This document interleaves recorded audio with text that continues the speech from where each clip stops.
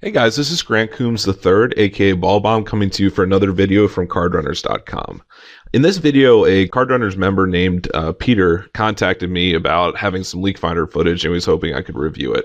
So I actually just got done looking throughout his video, and I made about 3 or 4 pages of notes for him. And quite honestly, I'm not sure exactly what format we're going to be using here for the Leakfinder. Obviously, we're going to be playing footage, but I'm not sure if I want to just do go through straight footage or maybe focus on hands when the play gets a little slow. So we're just sort of going to go with the flow here, and hopefully it proves to be a really nice video. There definitely were some interesting spots, and I believe there are some situations where Peter probably could have capitalized a little bit more. Overall, though, I thought he was a very competent, good player, and I would definitely suspect that he's a winning player. As always, the tables are going to be table 1 here, table 2 in the top right corner when we get some more tables going, table 3 in the bottom left, and table 4 in the bottom right. We're also playing on Bovada here, which are all anonymous games, so that's the reason why you're not seeing any of the player names.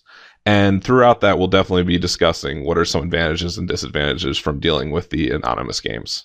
In this first hand here on table 3, Peter opts to facing 3 limpers, including the under the gun limper, to isolate to 6.5 big blinds with ace-5 suited. And I actually think that this is not the best situation to do it with, just because I think ace-5 suited plays so well multi-way. And quite honestly, since we're just starting out the tables, we're also not sure about the tendencies of all of our opponents.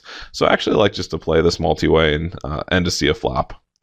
Instead, we definitely get the wish of playing it multi-way, but unfortunately it is 4 ways on a 10-5-3 flop here.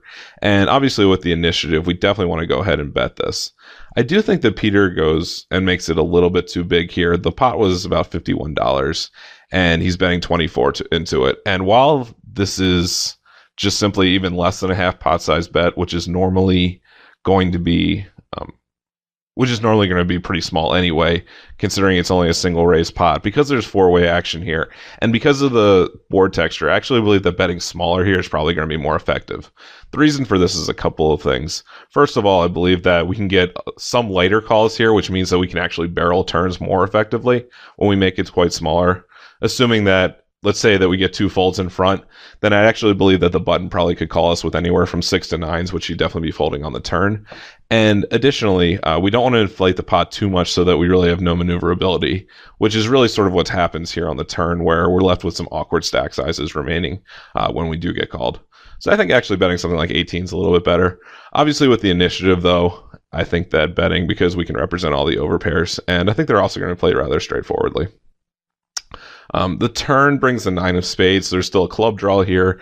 And unfortunately, we're dealing with the player that limped under the gun. And I believe that against this opponent, it's probably going to be really difficult to take him off any of the hands, assuming that he has something of a range of any draw, which would probably be 4-6, which would probably be something like 4-6, any club draw, any 10x, and then 6s through 9s, all of which I believe are going to be pretty difficult to get him to fold.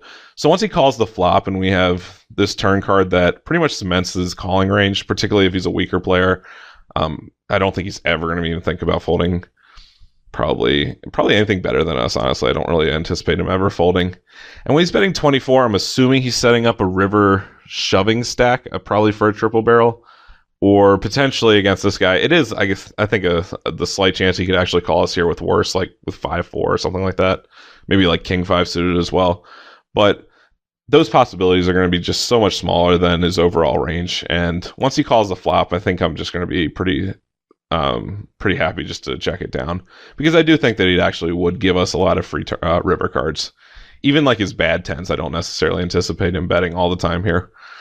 But unfortunately, get raised. I do think that bet on the turn is a pretty big mistake, though, because it's sort of I'm lost in this situation because it is a little bit of a weird spot given stack sizes and the size of the pot in a single raise pot, because there were 3 limpers in front. But overall, I just don't think it accomplishes enough, really.